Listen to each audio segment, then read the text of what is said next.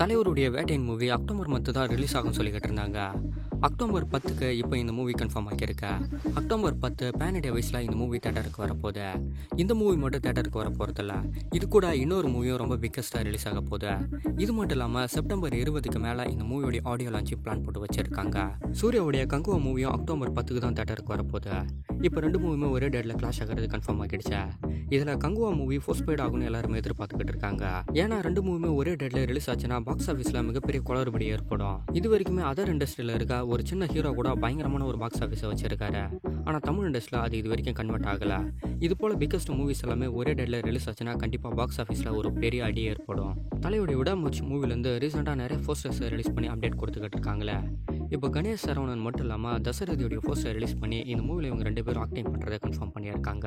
October 31க்கு இந்த movie தேட்டருக்கு வர போகிறதுனால இந்த மூவியோடைய ப்ரொமோஷன் எல்லாத்தையுமே ஆரம்பிச்சிட்டாங்களே.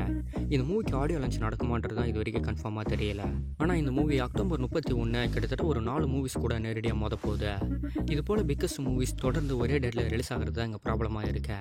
தலையோட இந்த மூவி கூட இன்னும் ஒரு வாரத்தோடைய பேக்கில் ரிலீஸ் ஆனால் கூட ஒரு நல்ல ரெஸ்பான்ஸ் தான் ஏற்படுத்தும். அஜய் ஞானமுத்தோடைய டைரக்ஷனில் ரீசெண்டாக டிமாண்டி காலனுடைய 2வது பவர் ரிலீஸ் ஆகி ஒரு பெரிய ரெஸ்பான்ஸை ஏற்படுத்தி இருக்கா.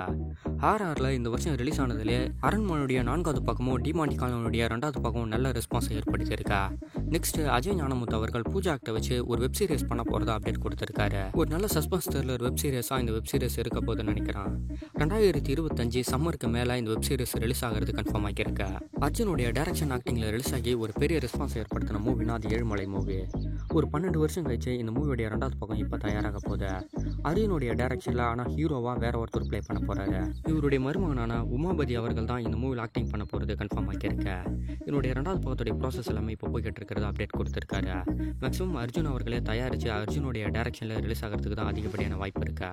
ஒரு சின்ன கேமரா ரோலில் இந்த மூவியில் வந்து போவார்னு நினைக்கிறேன். துல்கர் சல்மானுடைய ஆக்டிங்கில் லக்கி பாஸ்கர் மூவி செப்டம்பர் 7க்கு ரிலீஸ் ஆகிறது கன்ஃபார்ம் ஆகி இருந்தது. இப்போ இந்த மூவியோடைய ரிலீஸ் டேட்டை போஸ்ட்போன் பண்ணியிருக்காங்க.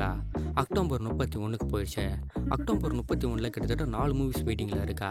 இப்போ 5வதாக ஒரு மூவியும் சேர்ந்துருச்சு. அதுவும் ரிலீஸ் ஆக போகிற மூவிஸ் எல்லாமே பேன் இண்டியா வைஸில் ரிலீஸ் ஆகிறத கன்ஃபார்ம் பண்ணியிருக்காங்க. இப்போ துல்கர் சல்மானுடைய இந்த லக்கி பாஸ்கர் மூவியும் பேன் இண்டியா வைஸில் தான் ரிலீஸ் ஆக போகுது. தீபாவளி ஸ்பெஷலாக ரிலீஸ் ஆகிற இந்த எல்லா மூவிஸுமே எந்த மாதிரியான ரெஸ்பான்ஸ் ஏற்படுத்த போகுதுன்னு தெரியல. ஹொம்பாலே ஃபிலிம் ப்ரொடக்ஷனில் நெக்ஸ்ட் ஒரு உண்மை சம்பவத்தை பேஸ் பண்ண ஒரு ஸ்டோரி தான் தேட்டருக்கு வரப்போகுது. டைசன் அப்படின்னு டைட்டில் வச்ச ஒரு மூவி. பிருத்திவிராஜன் சுகுமாரோடைய டைரக்ஷன் ஆக்டிங்கில் இந்த மூவி தேட்டருக்கு வரப்போகுது. முரளி கோபியோடைய மியூசிக்கில் சீக்கிரமாக இந்த மூவி தேட்டருக்கு வரதை கன்ஃபார்ம் பண்ணியிருக்காங்க. அதுவும் பேன் இண்டியா வைஸில் ரொம்ப பிக்கஸ்ட்டாக ரிலீஸ் ஆக போகுது.